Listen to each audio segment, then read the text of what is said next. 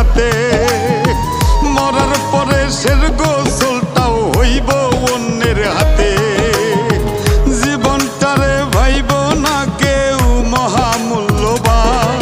মেহমান মেহমান